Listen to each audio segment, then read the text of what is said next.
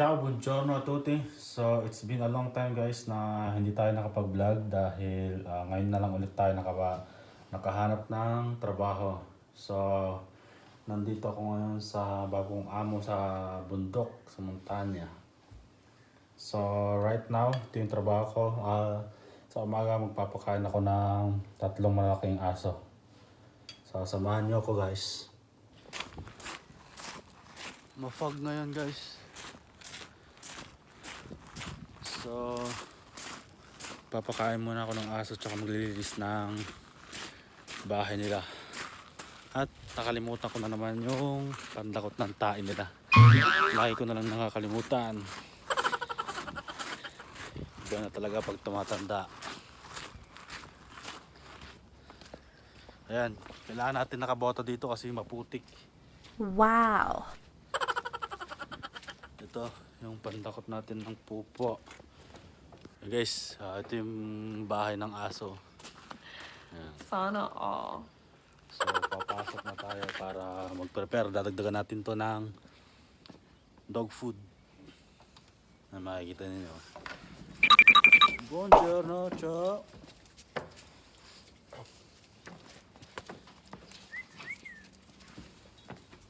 Tapos yung isa. Yan. Halos dito.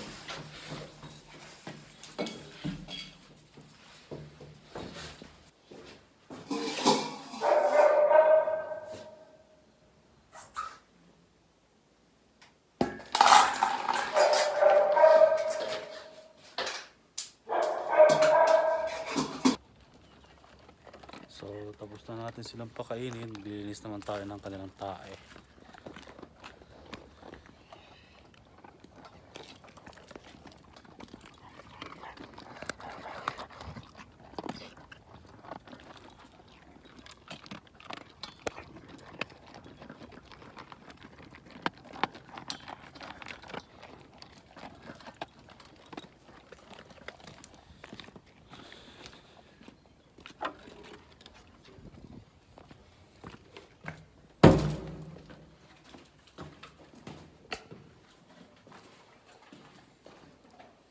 Yan. Ito yung kanilang kwarto. Tingnan na tayo dyan, lininisan ko. Nalakotin natin.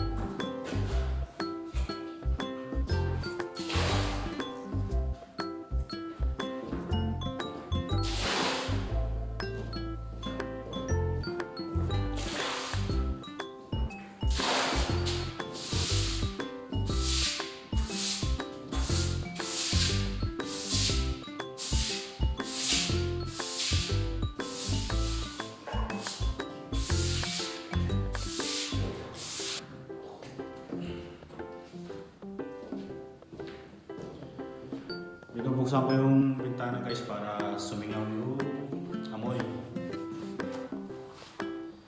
So after ko dito, maglinis ng bahay at magpakain ng aso. Mamumulot naman tayo na tae sa daan. Kasi tumatae ito sa labas eh.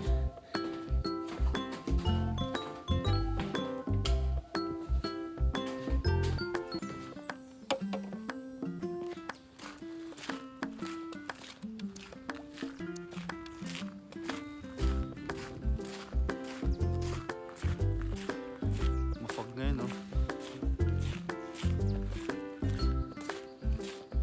Nasakto pa sa pagbablog natin ng fog.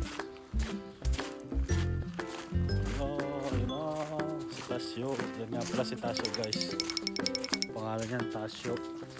Tasyo! Ano?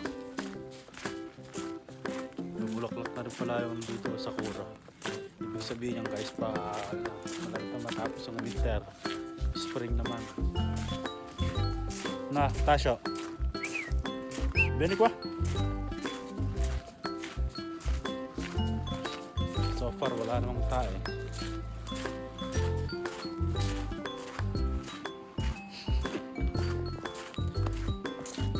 Umulan kagabi, guys. Kaya basa.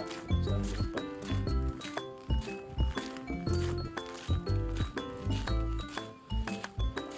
Walang tae.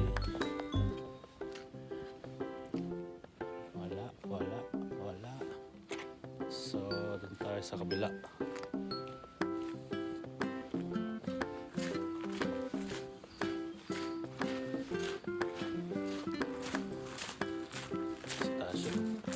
Tasyo. Kahit maghabulang kayo dito, hindi ka mananalo dito kasi sobrang ng hakbang eh. Try natin ito magbutas. Papabot tayo. Tasyo!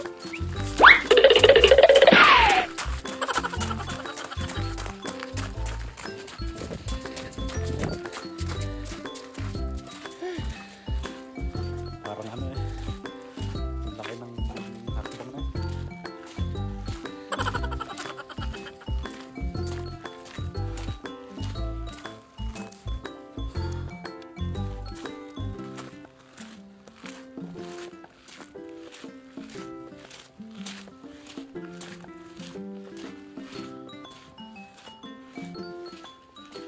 Yung bahay ng amo ko dito, puro ugat. Oh. Ano? No?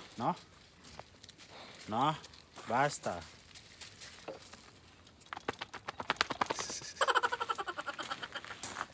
Ito lalaki, tas yun babae. Tasyo, tsaka si Tasya.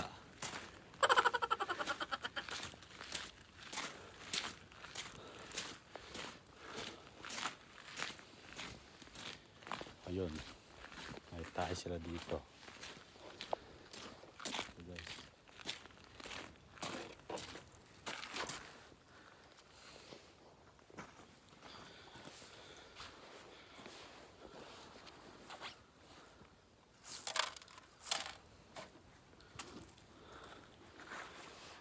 So guys, so far wala namang tayo dyan. Papatay na lang natin itong dalawang ilaw, isa at saka doon sa kabila. Tasyo. So guys, tatapon naman natin to sa doon, may tapunan.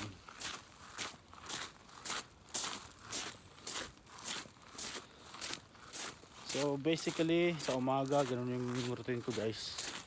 Papakain ng aso, linis ng bahay ng aso, tsaka pupulot ng tae nila sa labas, at magpapatay ng ilaw. Ayun, ganun yung ginagawa ko sa umaga. So ito yung tapunan nila ng tae. Yan, ito.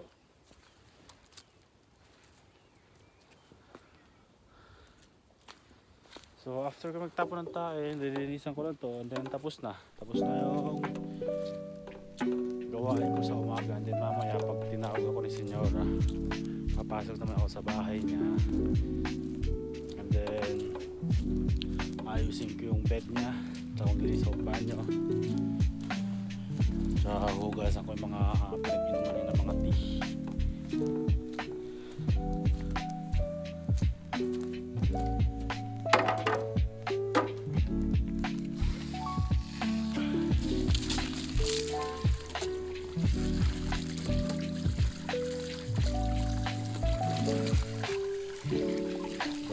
natin yung boots natin para hindi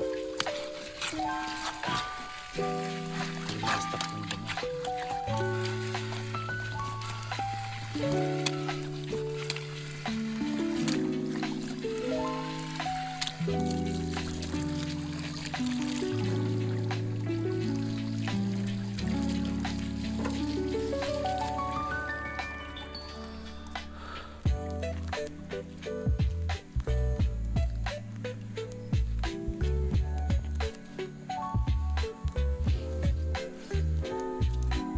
Ito nga pala yung bahay ko guys. Ayan.